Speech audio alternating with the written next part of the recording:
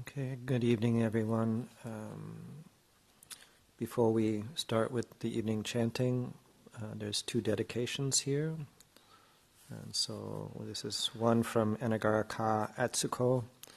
It says, could you please dedicate this evening's chanting to a friend of mine, Yamasaki Tetsuhide, who has been lost in the Arctic Ocean since the 29th November last year whilst on expedition. So that's in the Arctic Ocean. May he and his family be peaceful wherever he is now. Thank you very much. And so, keeping those people in mind. And then there's a note from Phoebe. May I request that tonight's chanting be dedicated to my mother, Rebecca.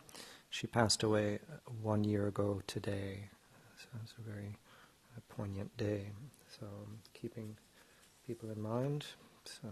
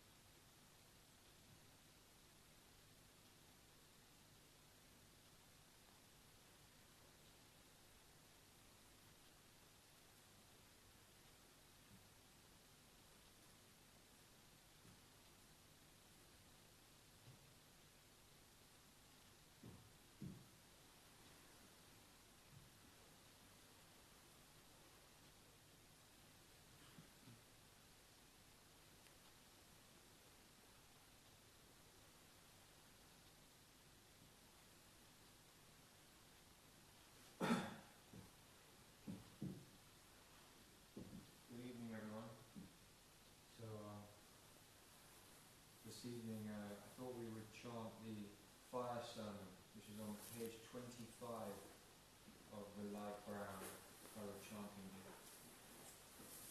And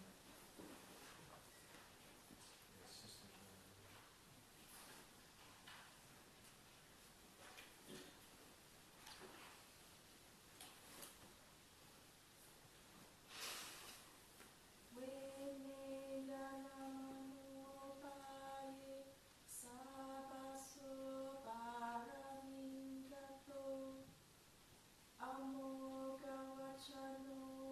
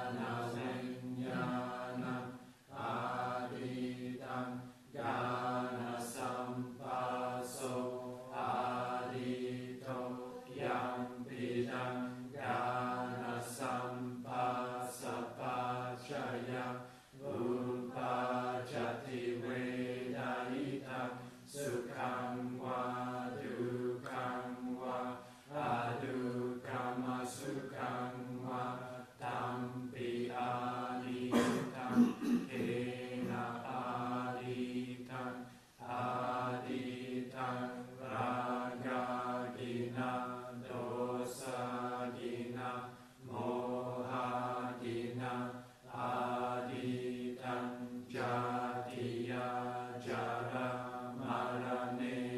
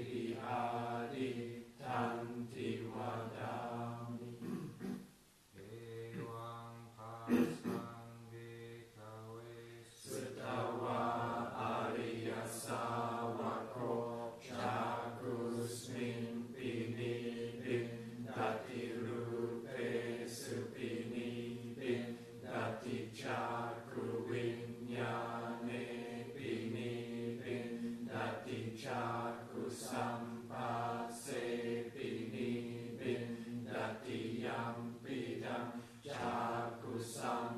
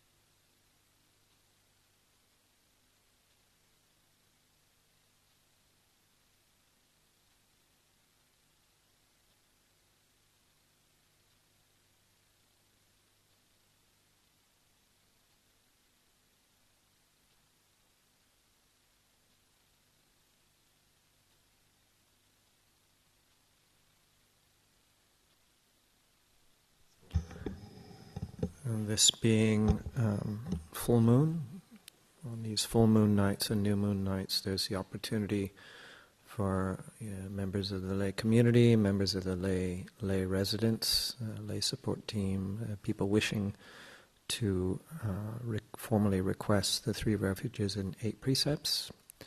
There's this opportunity now, and so people living here right now are living on these precepts anyway. But it's a good thing to reaffirm. And this ceremony, it can be very, if used skillfully, can be very helpful.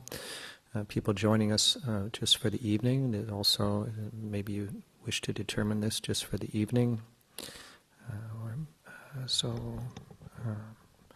Those people who wish to do that, we traditionally begin with 3 bows, if that feels comfortable, and then on page 131 in the dark brown volume, it's requesting the 3 refuges and 8 precepts, and the form that we're using, because it offers here, as you'll see, three different forms. We use for a group from a monk. So it's the first one, Mayang Bante, and then it follows on after that, turning the page. So.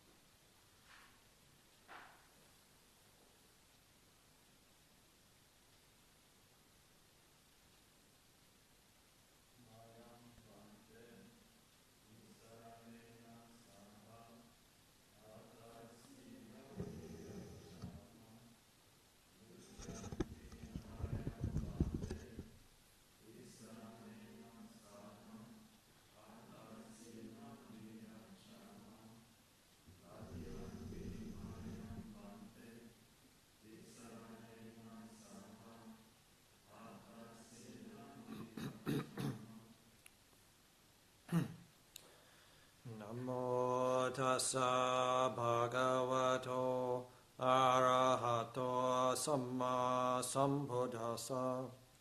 Namo tassa bhagavato arahato samma sambuddhassa. Namo tassa bhagavato arahato samma sambuddhassa.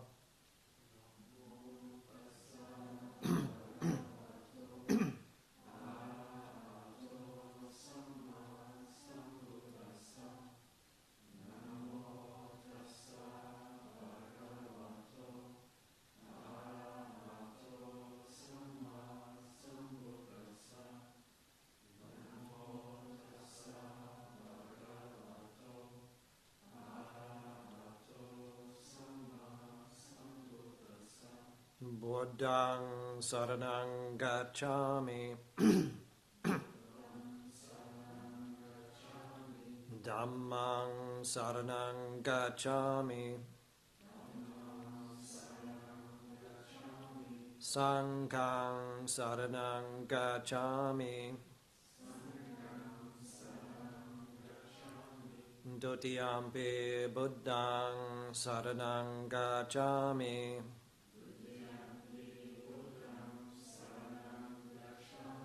Dutiyampi Dhammaṃ saraṇaṃ gacchāmi.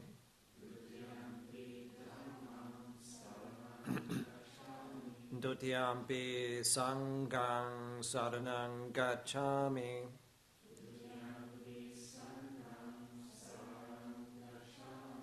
Tatiyampi Buddhaṃ saraṇaṃ gacchāmi.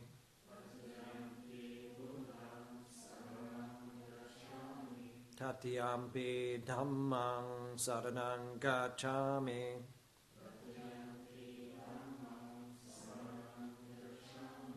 Tatiyampi Saṅghāṃ saraṇaṃ gacchāmi.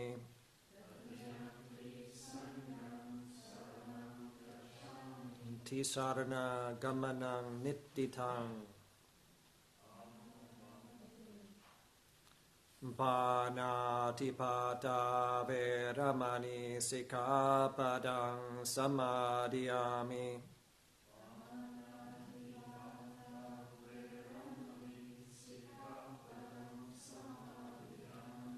I undertake the precept to refrain from taking the life of any living creature.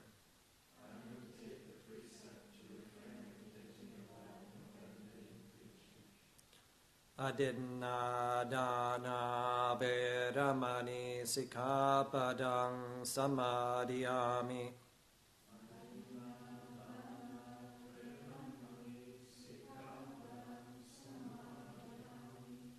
I undertake the precept to refrain from taking that which is not given.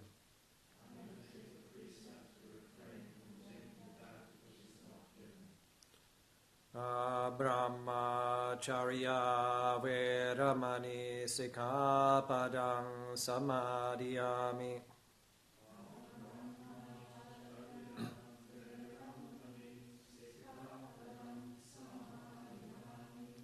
I undertake the precept to refrain from any intentional sexual activity.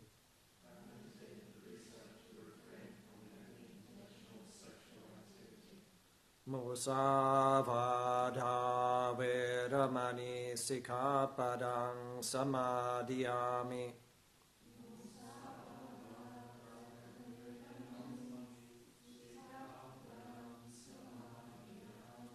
I undertake the precept to refrain from lying. Sura meraya majapamadhatana veramani sikkhapadang samadhiyami.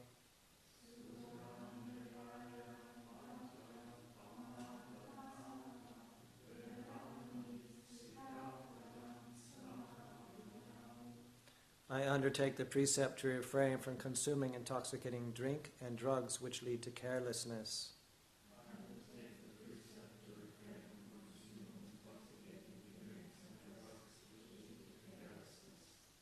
Vikala bhojana veramani sikkhapadang samadhiyami.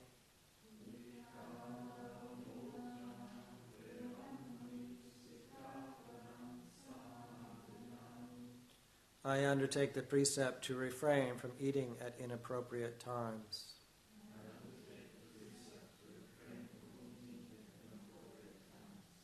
Nacha gita vadita visuka dasana mala ganda vilepana dharana mandana vipusanatana veramani sikkhapadang samadhiyami.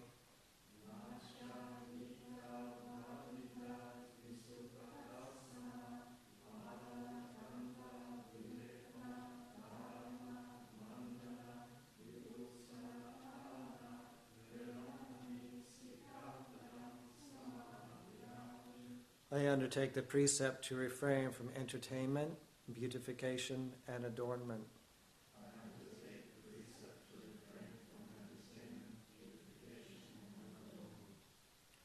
Ucha sayana maha sayana veramani sikkhapadang samadhiyami.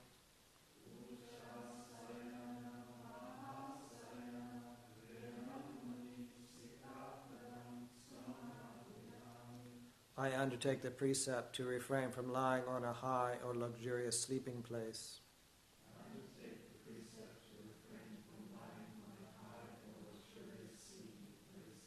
Imani atta sikkhapadani samadhiyami.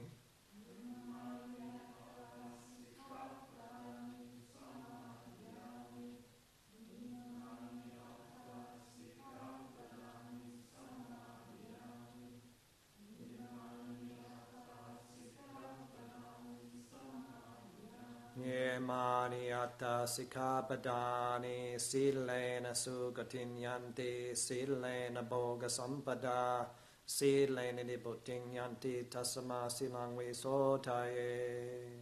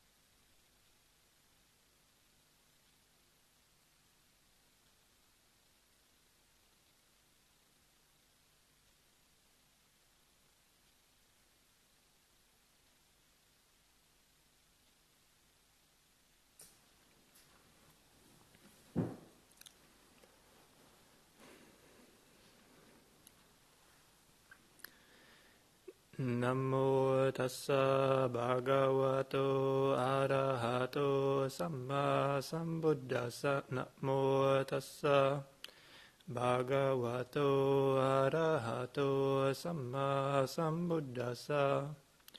Namo tassa bhagavato arahato samma sambuddhassa. Buddhang Dhammang Sanghang Namasami.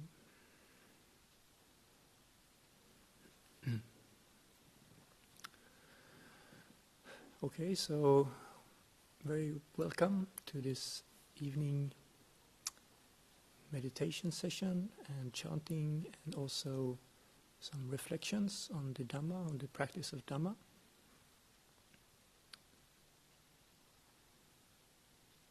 So we're currently in a retreat mode here at the monastery, where many of the monastics are in solitary retreat, and many of us have a lot of time for formal practice. And this morning we had the recitation of the rules, and during that session Ajahn himself also gave a short vada or instruction, talking about the importance, among else, about the importance of the practice of chanting, and how that can really be developed and used very skillfully during, especially maybe retreat, not especially, but during retreat time, and especially during solitary retreat time. It can be very, very useful practice to incorporate or to make a big part of one's bhavana or development meditation. And also today, just before we came into the hall, we had a practice session of chanting with some of the people staying here at the monastery. And it was very nice to hear the request for the precepts and the refuges and so on. It seems like the practice worked well. So I thought I would try to offer some reflections and from my own experience, and also I guess what I've been taught or I've learned about the practice of chanting, how that can be utilized to a great extent, I would say. It's something, at least in my view, that can really be developed, improved, and maybe widened a lot, and a practice that might be a bit underused, or that we're not using to its full potential. So hopefully some of the things I will try to share this evening will be useful and can be incorporated, or at least give it a try, see if it works.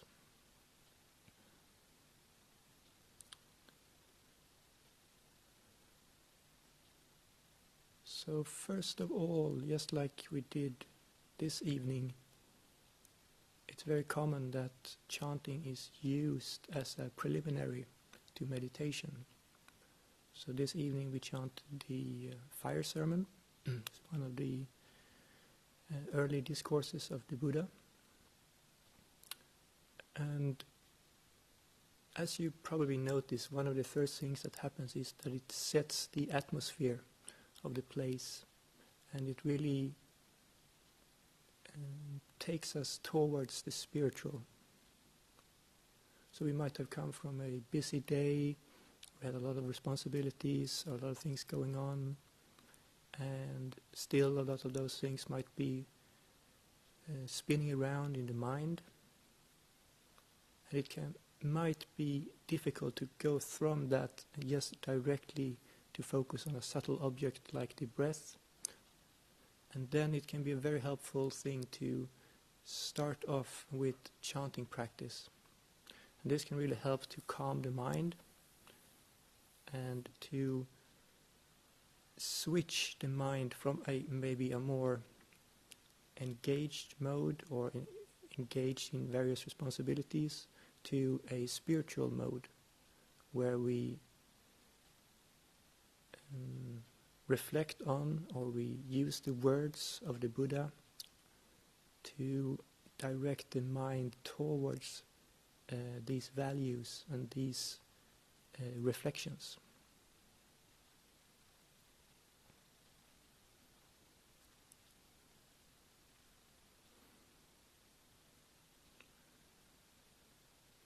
And it can also be a gathering point, that now we show that everybody who is gathered here, when we chant together, that we set the same intention.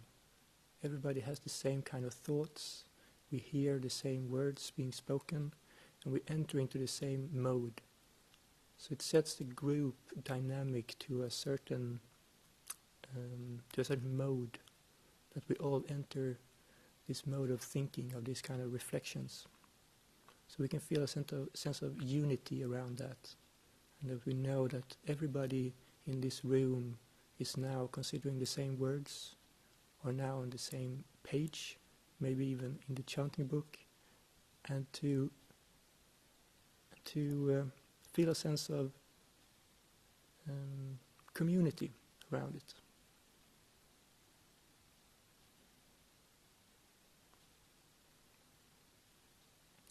That's also one thing when we practice chanting together, and we learn the same chanting, we do the same chanting together, and then we also feel that we do the practice together, we support each other, and that we have the same, at least to some extent, the same values, same aims.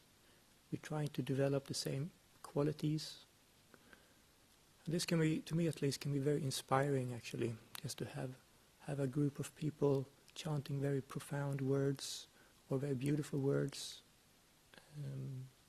So the fire sermon can be very, very profound sutta with very deep implications, and other suttas, maybe like the Metta Sutta, Buddha's words on love and kindness. It can be very inspiring to hear just that so many people reciting this together, having the same thoughts, that so many people actually think like this, or trying to steer their minds in this direction. So coming together around this, that can create a great group harmony, I think.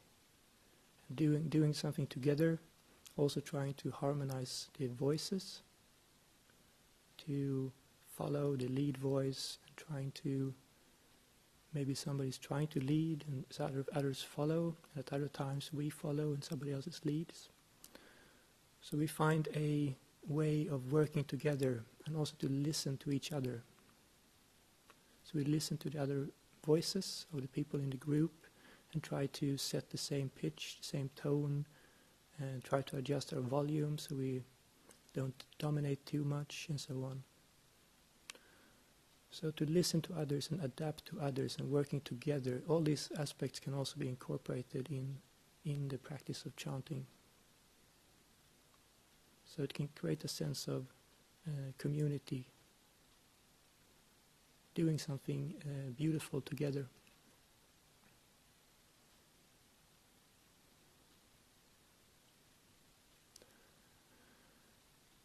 Also, of course, now, for example, when we chanted the fire sermon, it connects us to a wider group or a wider community, down all the way down to the Buddha. So this was one of the sermons he spoke to, I believe it was to 1,000 former fire worshipping ascetics, who at the end of the sutta, all of them becomes enlightened. So there's quite a background story to this sutta, and it shows really the depth of it and the potential of those words. So chanting can also connect us to the tradition, and if one reflects on this fact, then that can also bring up a lot of faith and a lot of inspiration. And even, it might not be exactly, but very, very close at least, that this could be the very words of the Buddha himself. And just reciting those same words can create a connection, a historical connection, and also a connection to maybe to the Dhamma, the teachings, and all those who have passed before us or after the Buddha up to our time. this very text has been chanted by many, many generations and people who have striven in their spiritual practices, and also probably many who have had quite a bit of success in their practice and been able to use this to great benefit.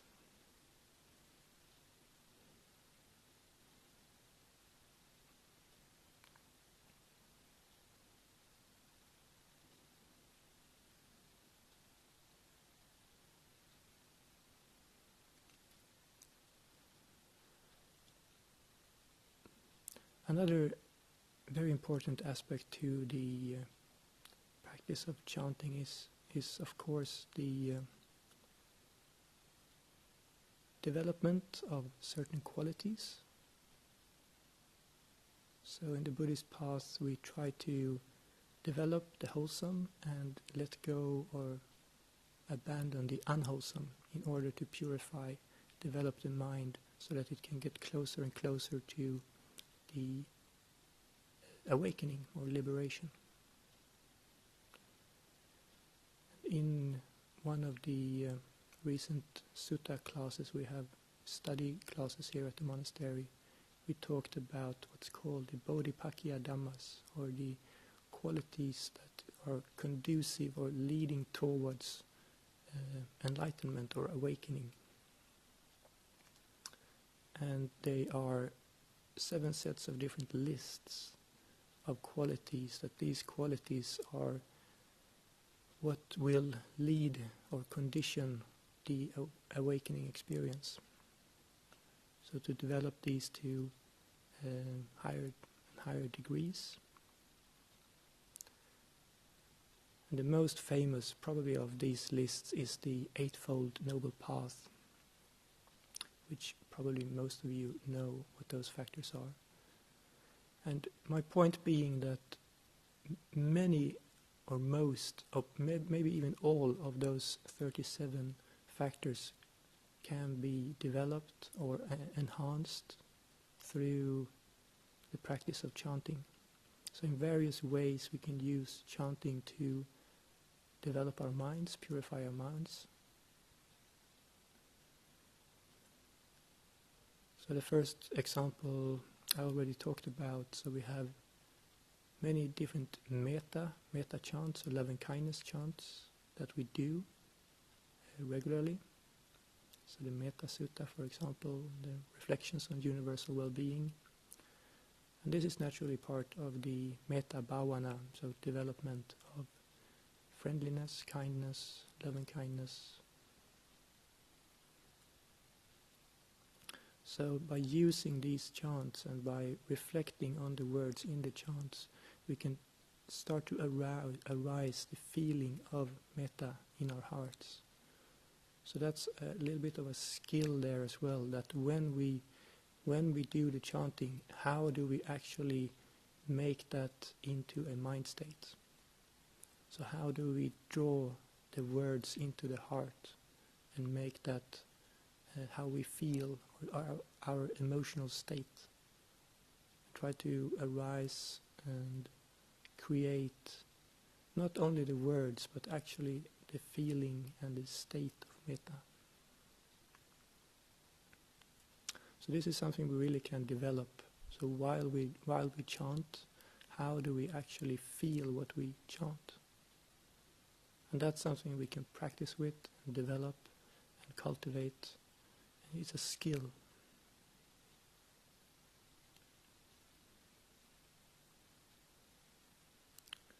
Other examples are, as we had with the fire sermon, there's a lot of wisdom practices, wisdom teachings in that sutta. So it's contemplating the characteristic of dukkha, as it says in the introduction to the chant, and how if we cling to various aspects of experience, this creates us kind of a burning there, clinging to what's impermanent and not reliable.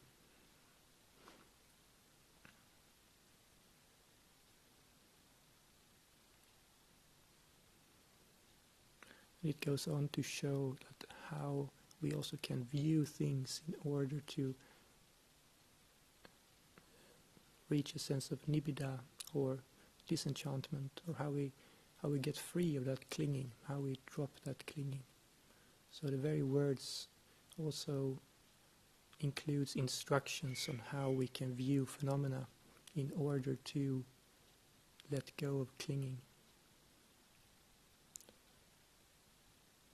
So if we reflect on the words as we do the chanting, and if we prepare maybe beforehand by reflecting on what these words actually are pointing at, or what they're trying to say, then while we're chanting, that can also induce that kind of, or can lead the mind in that direction.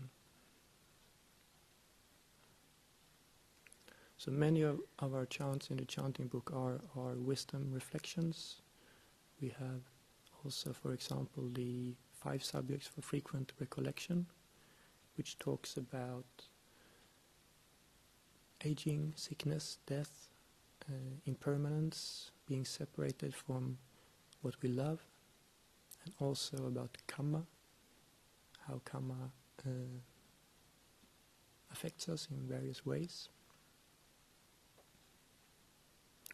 And they're quite short sentences, or quite short reflections. But to me they can be developed a lot. So by either prior or after or during we chant, we can reflect on the meaning of these sentences and how does this affect my situation or myself, or have I had a recent experience of this. Maybe I've had a sickness, or somebody close to us has passed away, or maybe we're just feeling the change of aging, how that affects our bodies.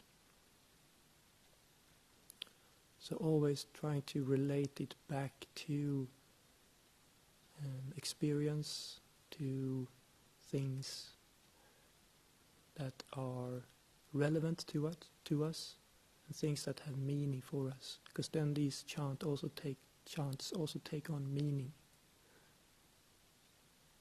and then they have a much stronger effect, much stronger than just saying a few words and then letting that go, but always trying to connect it to relevant events in one's own situation and one's own experience.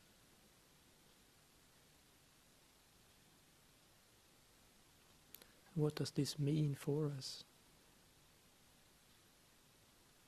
So with those facts, how should we act, or what is appropriate? What is an appropriate response towards that?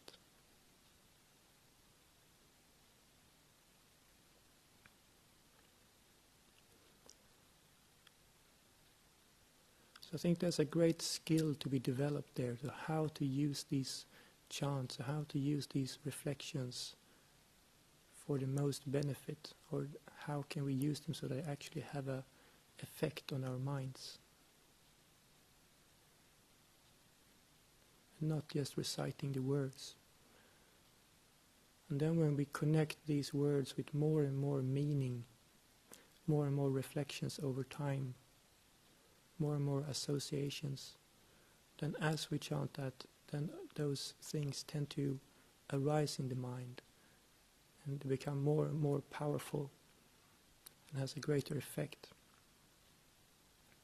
So we try to connect other teachings, other experiences to those words in order to make them more meaningful and have a greater power.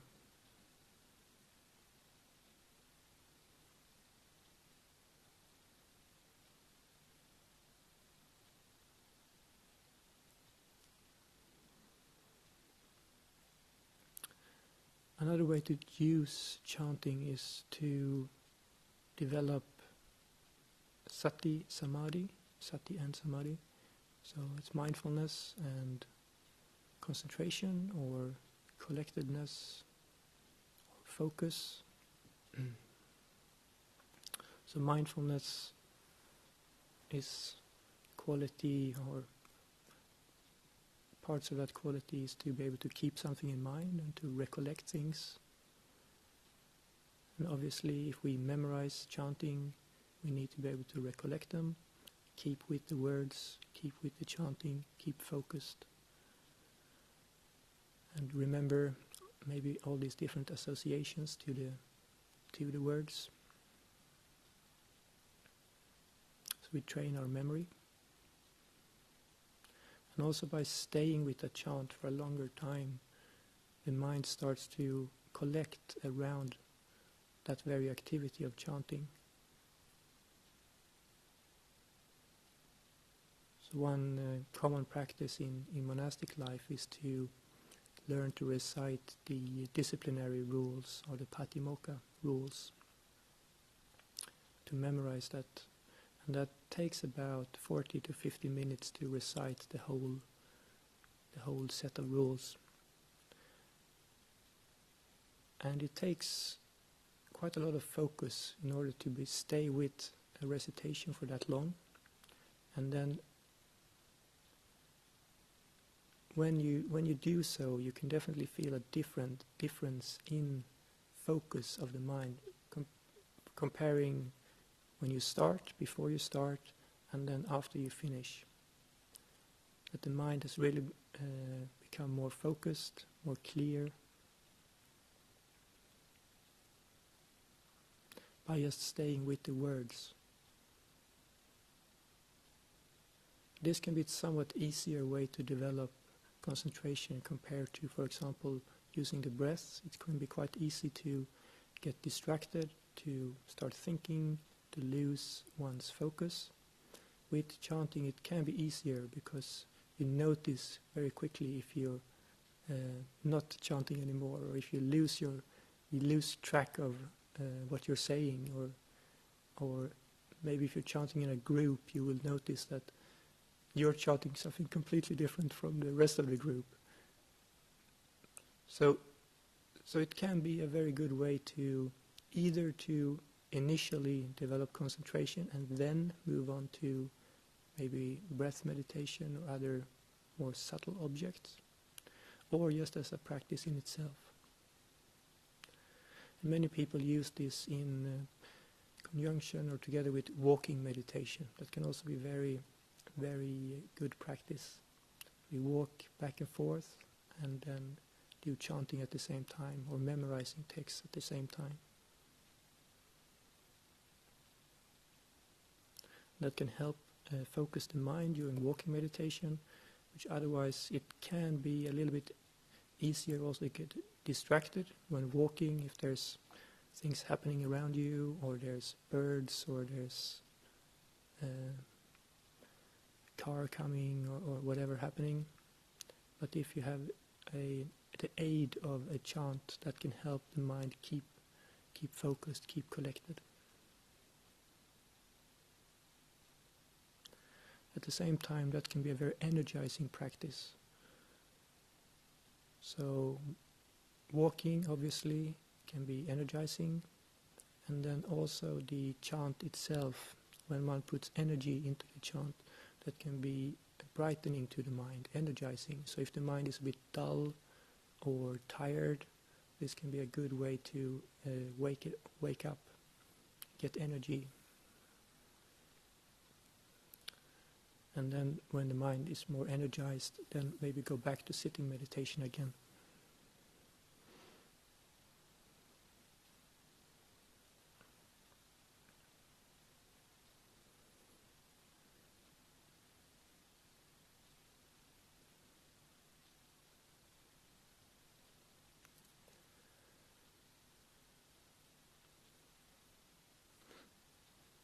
Another aspect to the chants we do is a more devotional aspect, where we recollect the Buddha Dhamma Sangha, which we just do very frequently.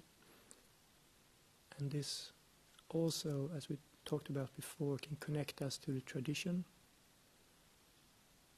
in a way that obviously when the words we recite, but also these chants in themselves are very traditional. And people And great teachers in the past, like Ajahn Chah, very likely has chanted this many, many times. And it can also arise a sense of faith, sense of inspiration, motivation, if we learn how to reflect when we chant about the qualities of the Buddha. If we at the same time can recollect stories from the Buddha or his teachings, what kind of being that must have been, maybe respect, gratitude, appreciation, all those qualities can arise when we learn to recollect the Buddha. So here again, not just to recite the word, but to try to put meaning into it and to arise qualities of the mind, wholesome qualities of the mind. And as we learn to do this more and more in different ways, then we really develop, deepen our chanting practice.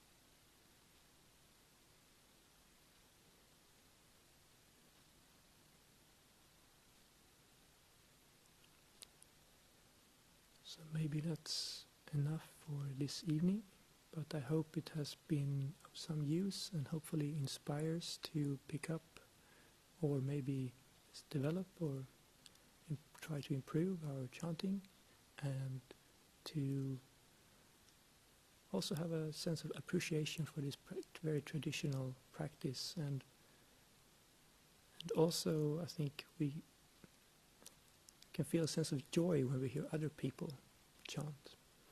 That's at least my experience.